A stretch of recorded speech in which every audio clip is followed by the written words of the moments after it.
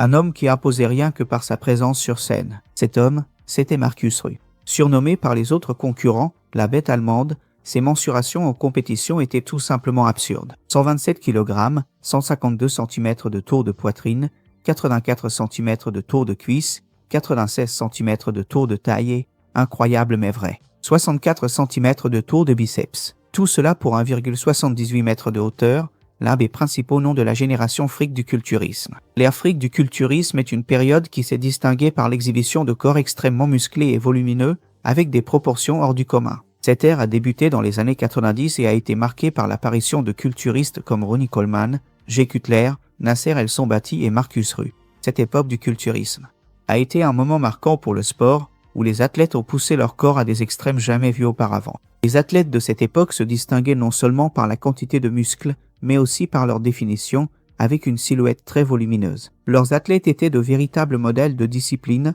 de dévouement et de dépassement de soi.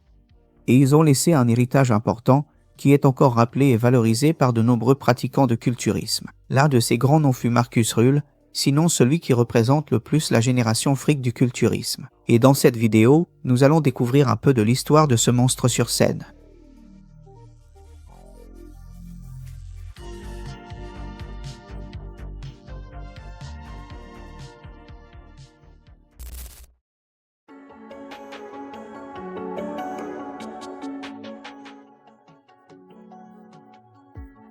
Markus Rühl est l'un des noms les plus connus de l'ère fric du culturisme. Né en Allemagne en 1972, il s'est distingué par l'un des corps les plus volumineux et musclés de l'histoire du sport. Il a subi une blessure au genou lorsqu'il était jeune, alors qu'il jouait au football. La blessure a été un tournant dans sa vie, le poussant à se consacrer à la musculation et au culturisme. Quand il avait environ 18 ans, il jouait au football dans un club local, et lors d'un match, il a subi une blessure au genou qui l'a laissé hors d'état pendant un certain temps. Cette blessure a été un coup dur pour le jeune Allemand qui a vu son rêve de devenir footballeur professionnel s'envoler. Cependant, au lieu d'abandonner complètement le sport, son médecin lui a suggéré de choisir un sport sans contact qui l'aiderait à renforcer son genou, blessé.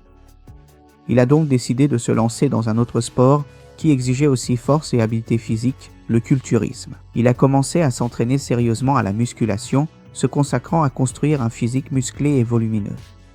Avec le temps, Rousseau est devenu de plus en plus passionné par le culturisme et sa détermination ainsi que son entraînement intensif ont commencé à porter leurs fruits. Il a commencé à participer à des compétitions locales et régionales en Allemagne. Et il s'est rapidement démarqué grâce à sa masse musculaire impressionnante et à son physique gigantesque. Après une courte période, j'ai développé ma passion pour le culturisme et je suis passé de mes 63 kg initiaux à plus de 100 kg. La première compétition de Markus Rühl a eu lieu en 1995. C'était un événement régional en Allemagne, appelé la Bachagal Cup. Il a concouru dans la catégorie des poids lourds. Cette catégorie était destinée aux athlètes pesant plus de 90 kg. Il était enthousiaste à l'idée de faire ses débuts sur scène et de montrer le résultat de ses années d'entraînement.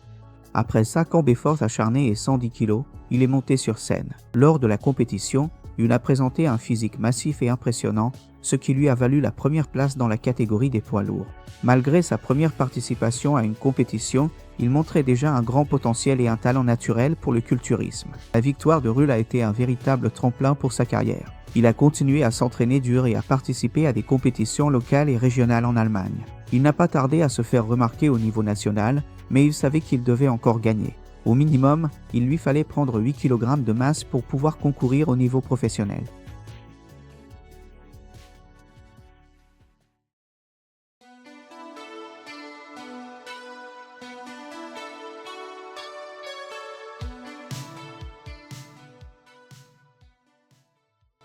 Nous sommes en 1997, Markus Rühl, en pleine préparation pour le championnat d'Allemagne, affichait une silhouette bien plus mature, ce qui lui a permis de devenir champion et d'être le premier culturiste allemand à passer professionnel immédiatement après avoir remporté le championnat national. Après avoir été sacré champion, il a participé au Grand Prix professionnel d'Allemagne. Bien qu'il ait amélioré son physique dans l'ensemble, il lui manquait encore un peu de temps pour devenir un champion. Un peu de maturité et de raffinement musculaire manquaient encore, comparé aux principaux culturistes du monde. De plus, Rühl avait l'intention de gagner encore entre 10 et 15 kg de masse musculaire, maigre, afin d'atteindre le niveau nécessaire pour rivaliser avec l'élite du culturisme mondial. En 1998, il a participé au Night of Champions, la compétition où il allait vraiment mettre son physique à l'épreuve, affrontant des noms comme Ronnie Coleman, Kevin Levrone et même Jay Cutler, avant que ce dernier n'atteigne le sommet de l'Olympia. Il a terminé à la 9e place, montant sur scène avec 265 livres, soit un incroyable 120 kg. Marcus Ruhl lui-même affirme que cette année-là, il était dans sa meilleure forme.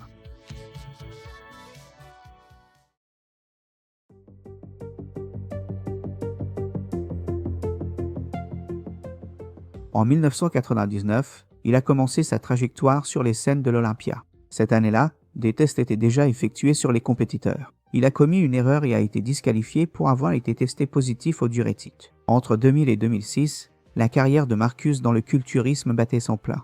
Et ses meilleurs résultats ont été, en 2000, une première place au Toronto Pro et une 7e place au Olympia. En 2002, il a remporté la première place au Night of Champions, son plus grand titre. Et, en 2004, il a terminé à la 5e place. Même s'il a obtenu son meilleur classement à l'Olympia 2004, avec la 5e place, c'était impressionnant.